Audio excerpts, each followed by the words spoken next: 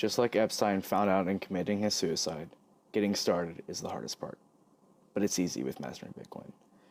But first, before I continue, I want to thank the Bitcoiners that sponsored this video. Ride the LN donated 55,000 Satoshis, which is $5, thank you. Anon donated 5 million Satoshis, which is $50, thank you. And Rockstar Dev, he's a lead BTC Pay developer, reached out to me to help mentor me, and I'll be taking full advantage of that. This is amazing, and thank you all. Now on to mastering Bitcoin.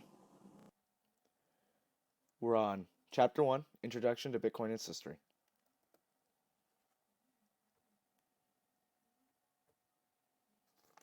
Bitcoin is a collection of concepts and technologies that form the basis of a digital money ecosystem. Units of currency called bitcoins are used to store and transmit value among participants in the Bitcoin network.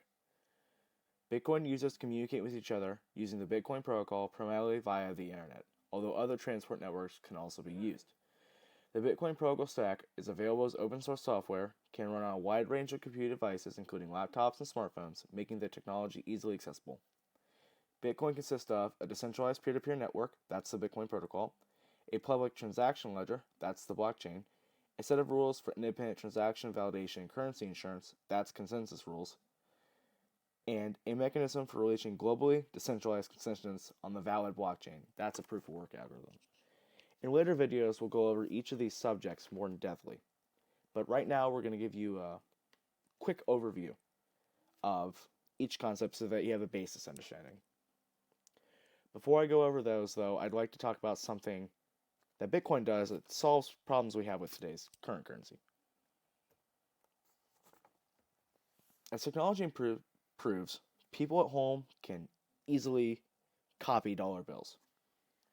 Governments can also inflate or quantitatively ease the money supply to situate political demands. So they're hard to keep scarce, but they're easy to transmit. Gold is a physical object. It's very hard to mail.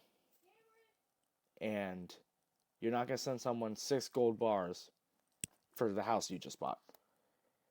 Also, assaying the quality of the gold requires costly equipment, way more than it is to buy a computer that can run Bitcoin. So Bitcoin solves this by being easy to transmit over email and easy to keep scarce by its limits. And I've also left some information about early incarnations trying to solve this problem when the white paper came up and when the creator, who we'll talk about more later in this video, goes darker, doesn't talk much anymore.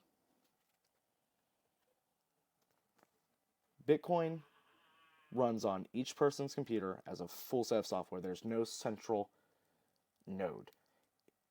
Each computer on the network verifies each block before sending them out to other computers. If there's a bunch of forks, that's solved by the 51% rule. Nodes update to the longest blockchain, which is determined by the hash. So 51% of the hash has those, it wins it.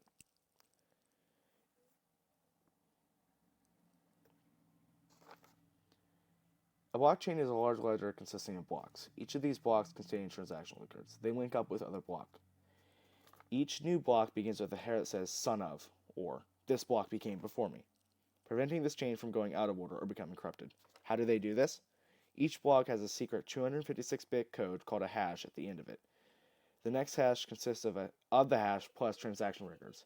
This is how it's verified. If someone were to mess with the block, it wouldn't match and would be thrown out.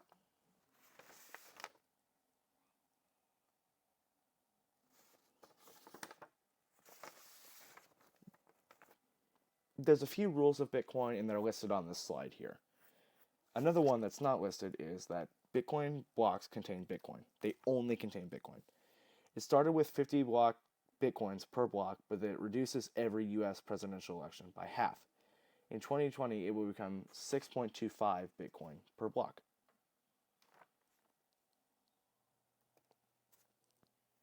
Once a new block needs to be created, all miners on the network will start working on the hash puzzle. It's first come, first serve. Whoever wins a puzzle wins it all. It's kind of like a lottery game.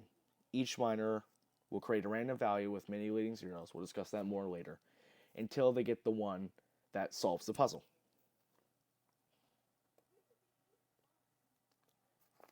Satoshi Nakamoto is the creator of Bitcoin.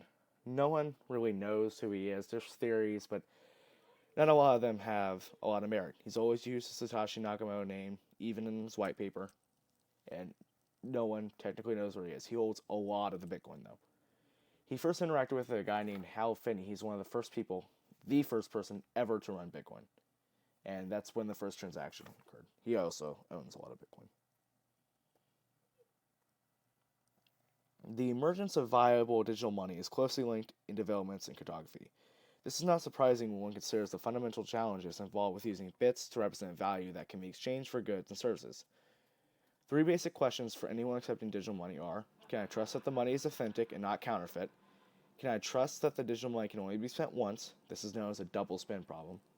Can I be sure that no one else is claiming the money belongs to them and not me? Issuers of paper money are constantly battling the counterfeiting problem by using increasingly sophisticated papers and printing technology. Physical money addresses the double spending issue easily because the same paper note cannot be used in two places at once. Of course, conventional money is often stored and transmitted digitally. In these cases, the counterfeiting and double spending issues are handled by clearing all electronic transactions through central authorities that have a global view of it all.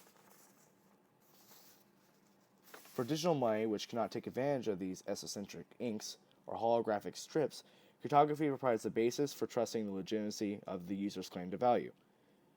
Cryptographic digital signatures enable a user to sign a digital asset or transaction providing the ownership of that asset.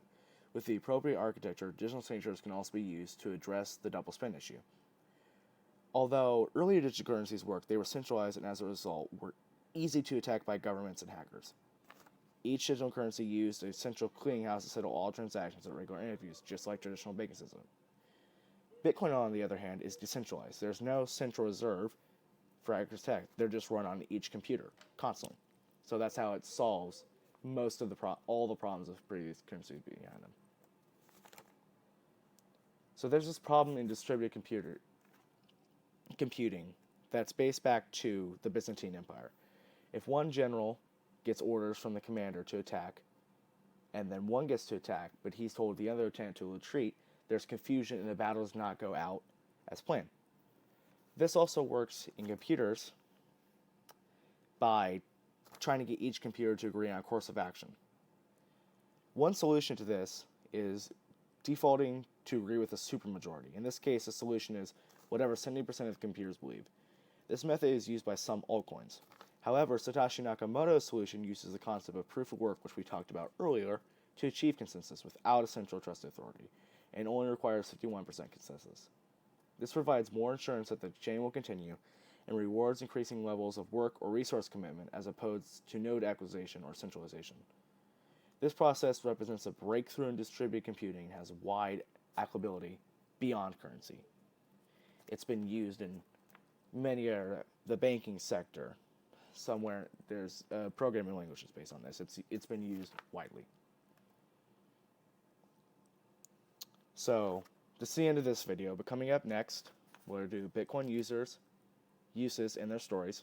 I'll go over choosing a Bitcoin wallet, getting Bitcoin, buying Bitcoin, spending and receiving Bitcoin. I'd also like to mention that if anyone wants to set up a web presence or get Bitcoin programming help, you can visit my website, CameraDayCustomWebsites.net. That's also in the description. Referrals are much appreciated. I'll see you all next video and in week 2.